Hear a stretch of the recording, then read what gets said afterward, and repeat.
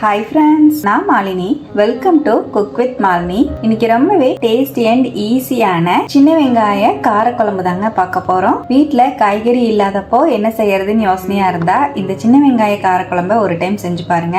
அல்டிமேட்டான டேஸ்ட்ல இருக்கும். குழம்பு வச்சு 2ல இருந்து 3 நாள் வரைக்கும் வச்சு சாப்பிடலாங்க. அவ்வளோ டேஸ்டா இருக்கும். ரொம்பவே ஈஸியாவும் ரெடி பண்ணிடலாம். ரொம்ப டேஸ்டியான இந்த வெங்காய காரக்குழம்ப எப்படி செய்யறதுன்னு பார்க்கலாங்க. இப்ப சின்ன வெங்காய காரக்குழம்பு செய்யறதுக்கு ஃபர்ஸ்ட் பேன்ல 1 டீஸ்பூன் ஆயில் ஆட் பண்ணிக்கலாம். 1/2 டீஸ்பூன் அளவுக்கு பெருங்காயம் சேர்த்துக்கலாம். நான் கட்டி பெருங்காயமா ஆட் பண்ணிருக்கேன். பொடியா இருந்துச்சுன்னா நீங்க கடைசியா சேர்த்துக்கோங்க. பெருங்காயம் நல்லா பொரிஞ்சு வரட்டும். பாருங்க, பெருங்காயம் நல்லா பொரிய ஆரம்பிச்சிருச்சு.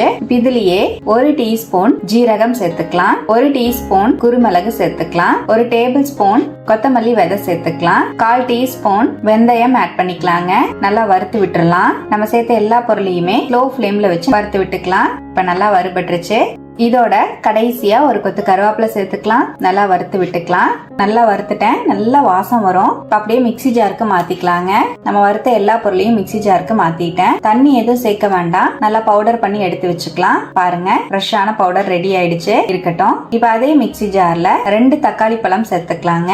நல்லா நைஸா அரைச்சு எடுத்துக்கலாம். பாருங்க, தக்காளியும் இந்த மாதிரி நைஸா அரைச்சு எடுத்துட்டேன். தக்காளியும் இந்த மாதிரி அரைச்சு சேர்க்கறனால குழம்பு நல்லா திக்கா இருக்கும். இப்ப பேன்ல 2 டேபிள் ஸ்பூன் நல்லெண்ணெய் சேர்த்திருக்கேன். 1 டீஸ்பூன் கடுகு சேர்த்துக்கலாம். குழம்புக்கு நல்லெண்ணெய் சேர்த்து செஞ்சீங்கன்னா ரொம்பவே 1/4 டீஸ்பூன் வெந்தயம் ஆட் பண்ணிக்கலாம். நல்லா ஃப்ரை ஆன உடனே 5-6 பூண்டை இந்த மாதிரி 2 நறுக்கிட்டு சேர்த்துக்கலாம். ஒரு கொத்து கருவேப்பிலை சேர்த்துக்கலாம். நல்லா ஃப்ரை பண்ணிக்கலாம். இதோடவே 2 கை அளவு சின்ன வெங்காயம் சேர்த்துக்கலாம். சின்ன வெங்காயம் இல்லைன்னா நீங்க பெரிய வெங்காயத்துல கூட செய்யலாங்க. ஆனா சின்ன வெங்காயம் சேர்த்து செஞ்சீங்கன்னா குழம்போட ருசி ரொம்பவே சூப்பரா இருக்கும். சின்ன வெங்காயத்தை 2 நறுக்கி சேர்த்திருக்கேன். ரொம்ப பொடியா இருக்கிற வெங்காயமா இருந்துச்சுன்னா நீங்க முழுசாவே சேர்த்துக்கலாம். இப்ப நல்லா வதக்கிக்கலாம். வெங்காயம் நல்லா டிரான்ஸ்பரண்ட் ஆகிற அளவுக்கு வதக்கி விட்டுக்கலாங்க. பாருங்க, வெங்காயம் நல்லா டிரான்ஸ்பரண்ட் ஆயிடுச்சு. இதோட 2 டீஸ்பூன் மிளகாய் தூள் சேர்த்துக்கலாம். தனி மிளகாய் தூள் ஆட் பண்ணிருக்கேன். நல்லா கலந்து விட்டுறலாம். மிளகாய் தூளை சேர்த்து நல்லா கலந்துட்டு இதோடவே நம்ம அரைச்சு வச்சிருக்கிற தக்காளி பேஸ்ட் ஆட் பண்ணிக்கலாங்க.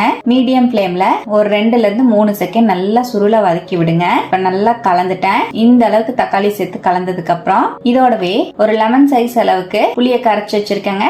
அதையும் சேர்த்துக்கலாம். 1/2 டீஸ்பூன் மஞ்சள் பொடி சேர்த்துக்கலாம். நல்லா மிக்ஸ் பண்ணிக்கலாம். இப்ப நல்லா கலந்துட்டேன். இதோடவே குழம்பு நல்லா கொதி வர ஸ்டார்ட் ஆனோடனே நம்ம அரைச்சு வச்சிருக்கிற ஃப்ரெஷ்ஷான பொடி ஆட் பண்ணிக்கலாங்க. நல்லா மிக்ஸ் பண்ணிக்கலாம். இப்ப நல்லா கலந்துட்டேன். தேவையான அளவுக்கு உப்பு சேர்த்துக்கலாம். நான் 1 டீஸ்பூன் உப்பு சேர்த்திருக்கேன். நல்லா மிக்ஸ் பண்ணிக்கலாம். நல்லா கலந்துட்டு மீடியம் ஃப்ளேம்லயே குழம்பு நல்லா கொதிக்க வச்சுக்கலாங்க.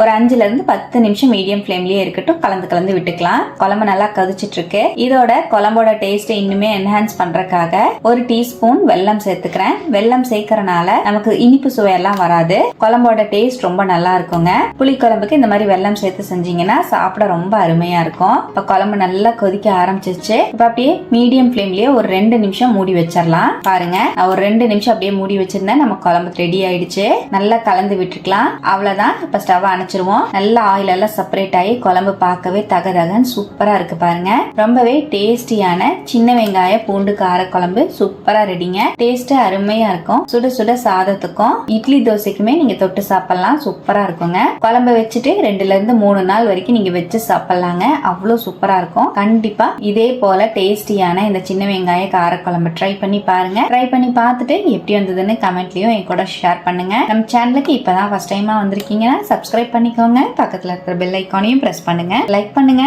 ஃப்ரெண்ட்ஸ் அண்ட் ஃபேமிலியோட ஷேர் பண்ண மறக்காதீங்க ஃப்ரெண்ட்ஸ். தேங்க்யூ.